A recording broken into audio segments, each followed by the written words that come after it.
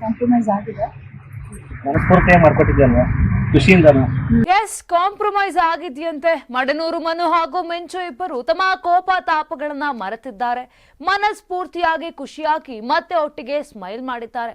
Comedy ಕಿಲಾಡಿಗಳು ಖ್ಯಾತಿಯ ನಟ ಮಡನೂರು ಮನು ಮಿಂಚು ವಿವಾದ ಕೊನೆಗೂ ಸುಖಾಂತ್ಯ ಕಂಡಿದೆ.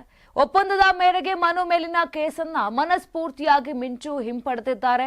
ಕಾಮಿಡಿ ಕಿಲಾಡಿಗಳು ಶೋನಲ್ಲಿ ಮನು ಮತ್ತು ಮಿಂಚು ಒಟ್ಟಾಗಿ ಕಾಣಿಸಿಕೊಂಡಿದ್ರು.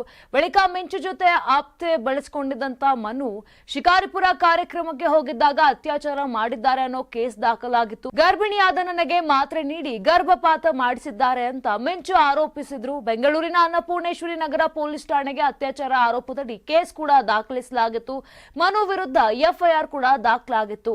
ಮನು ನಟನೆಯ ಕುಲದಲ್ಲಿ ಕೀಳ್ಯಾವುದೋ ಸಿನಿಮಾ ರಿಲೀಸ್ಗೆ ಒಂದು ದಿನ ಮುಂಚೆ ಮೇ 22ರಂದು ಮಿಂಚು ವಿಡಿಯೋ ವೈರಲ್ ಆಗಿತ್ತು. ತಮ್ಮ ಮೇಲಿನ ಆರೋಪಗಳಿಗೆಲ್ಲ ಮಡನೂರು ಮನು ಫೇಸ್ಬುಕ್ ಲೈವ್ ನಲ್ಲೇ ಕ್ಲಾರಿಟಿ ಕೊಟ್ಟಿದ್ರು. ಬಳಿಕ ಹಾಸನದ ಶಾಂತಿ ಗ್ರಾಮದ ಬಳಿ ಮಡನೂರು ಮನು ಅವರನ್ನ ಪೊಲೀಸರು ವಶಕ್ಕೆ ಪಡೆದಿದ್ರು.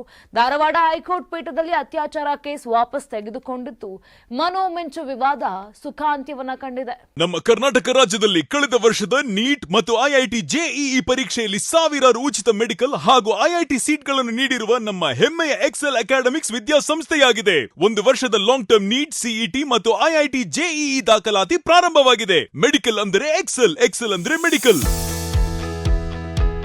ನಾನು 86 kg ಇದ್ದವಳು 71 kg ಬಂದಿದ್ದೀನಿ. ವಯಸ್ಸಾದ್ಮೇಲೆ ಸ್ಮಾರ್ಟ್ ಆಗಿ ಕಾಣ್ತೀರ ಅಂದ್ರೆ ಜಿನ್ನಿ. 126 kg ವೇಟ್ ಇದೆ. ನಾವು ಈಗ 114 kg ಲೆಕ್ಕ ಬಂದಿದ್ದೀವಿ. ಯಾವುದೇ ಸೈಡ್ ಎಫೆಕ್ಟ್ ಆಗಿಲ್ಲ. 84ರಿಂದ 50 kg ಬಂದೆ. ಆಮೇಲೆ ಸಣ್ಣಗೆ ಫಿಟ್ ಆಗಿದ್ದೀನಿ. ಅದಕ್ಕೆ ನಾನು ಯೂಸ್ ಮಾಡ್ತಾ ಇರೋದು ಜೀನಿ ಸ್ಲಿಮ್.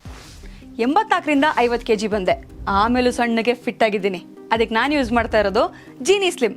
ಸಣ್ಣ ಆಗಕ್ಕೆ ಜೀನಿ ಸ್ಲಿಮ್ ಯೂಸ್ ಮಾಡದೆ ಹೆಲ್ದಿನೂ ಅದೇ. ನೀವು ಸಣ್ಣ ಆಗ್ಬೇಕಾ, ಹೆಲ್ದಿ ಆಗ್ಬೇಕಾ?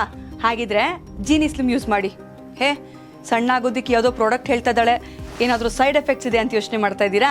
ಖಂಡಿತ ಇಲ್ಲ. ಯಾಕಂದ್ರೆ ಇದು ಕೆಮಿಕಲ್ ಫ್ರೀ. ಸಣ್ಣ ಆಗಬೇಕು ಅಂದರೆ ಜೀನಿ ಸ್ಲಿಮ್ ಯೂಸ್ ಮಾಡಿ. ಹೆಚ್ಚಿನ ಮಾಹಿತಿಗೆ ಕೆಳಗೆ ಡಿಸ್ಪ್ಲೇ ಆಗ್ತಿರೋ ನಂಬರ್ಗೆ ಕಾಲ್ ಮಾಡಿ.